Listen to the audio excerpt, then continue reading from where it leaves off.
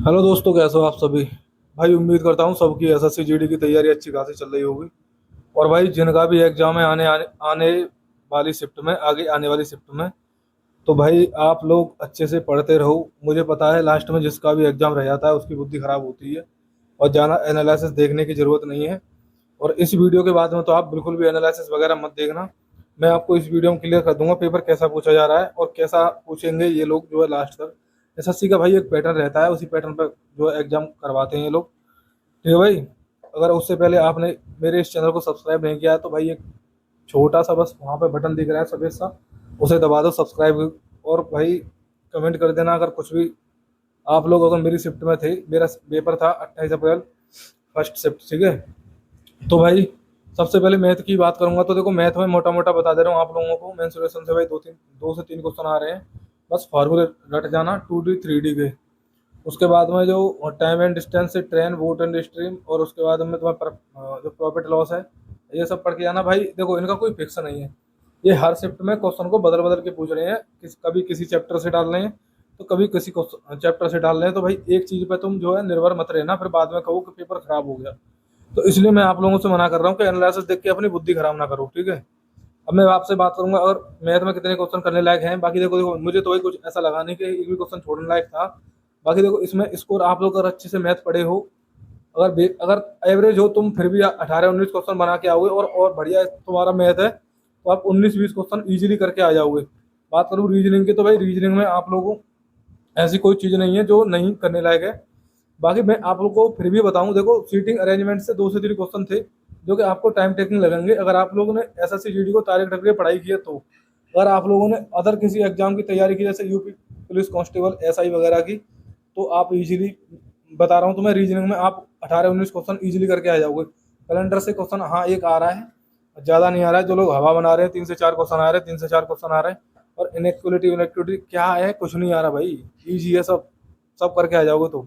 अब यहाँ कमेंट करने मत बैठ जाना कि हमको हार्ड लगा वो लगा। भाई तुम्हारी जो बुद्धि है ना उसके हिसाब से अपना देखो। मुझे जो जैसा पेपर लगा मैं तुम्हें रियल एंड ऑथेंटिक रिव्यू दे रहा हूँ। और इसके बाद में मैं आपसे बात करूंगा हिंदी की। तो देखो हिंदी में मैं मानता हूँ हिंदी चेंज है, लेकिन फिर भी आप थोड़ा बुद्धि लगा के करोगे तो आप इजीली 17-18 क्वेश्चन करके आ जाओगे भाई। 17-18 नहीं तो आप 16 क्वेश्चन से नीचे जाओगे तो भाई फिर आपका स्कोर बेकार है हिंदी में। अगर आप लोग इतने करके आ रहे हो 16-17, तो आपका स्कोर सही है और आप सही दिशा में हो। तो भाई जैसा कि मैंने बताऊं तुम्हें हिंदी में कैसे क्वेश्चन आ रहे हैं।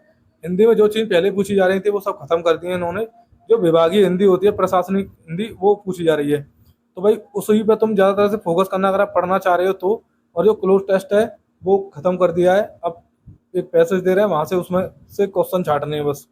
बात करूँ जो जीएस है उसका, तो भाई देखो जीएस में हिस्ट्री आपने बेसिक पढ़ा होगा, पॉलिटी आपने बेसिक पढ़ा होगा, बस इतना पढ़ के जाओ। और स्ट्रेटेजी के, अगर आप एसएससी की तैयारी कर रहे हो तो आपने स्ट्रेटेजी के तो जरूरी पढ़ा होगा भाई।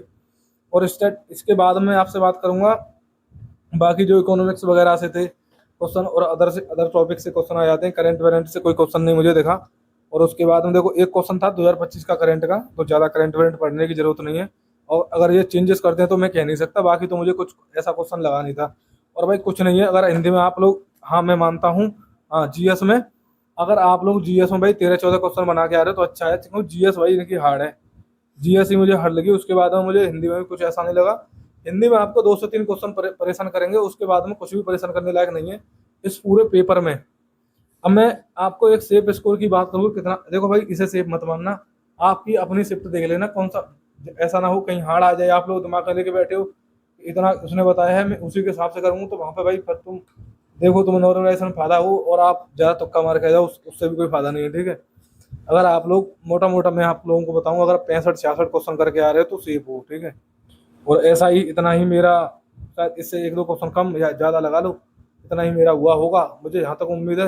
बाकी जो, अगर आप सब्सक्राइब करके रखोगे तो सारी चीज़ें आपको टाइम टू टाइम पता चलती रहेंगी। मैं एनालिसिस मैंने जो कराया है इस वीडियो को उठा के देख लेना। उसके बाद में जो मेरी आंसर की आएगी तो मैं आपको अपना रियल स्कोर बता दूंगा कितना स्कोर है। तो भाई यही सब था इस वीडियो में। उम्मीद करता हूँ भाई आप लोगों का पेपर अच्छा जाए। और भाई मेरा जैसा गया मैंने आप लोगों को बता दिया है। अगर आपने अभी तक भी इस चैनल को सब्सक्राइब और प्यार नहीं दिया है तो थोड़ा सा तो भाई दे दो, थोड़ी चीज़ें भाई तुम्हें, तुम्हारे लिए रियल चीज़ें भाई बता रहा हूँ। और भाई कोई भी सजेशन हो कमेंट करके बता देना। आज एक बात और तुम्हें बताऊं, देखो टेक्स्ट बुक वाले थे वो वहाँ पे इंटरव्यू वगैरह ले रहे थे, जैसे पेपर पूछते हैं ना कैसा पेपर आ रहा है, कि क्या कर कहाँ कहाँ चेंजेस हुए हैं। तो भाई मतलब बहुत लड़के थे वहाँ पे बोल रहे थे कि हिंदी बिल्कुल अलग है, पर किसी ने ये नहीं बताया कि हिंदी अलग तो है लेकिन करने लायक है, आज आसानी से आप कर सकते हो। तो भाई वहाँ पे पूछ रहे थे कि मॉक टेस्ट कहाँ से लगाते थे, सब लोग कह रहे थे टेक्स्ट बुक टेक्स्ट बुक। तो मैंने बोल दिया मैं लगाता हूँ RWA से। तो उन्होंने वो वीडियो डाली तो सही, लेकिन वहाँ से जो मेरी क्लिप थी ना टेक्स्ट बुक वाली, वो RWA वाली, वो कट करके दूसरी क्लिप लगा दी, ठीक है।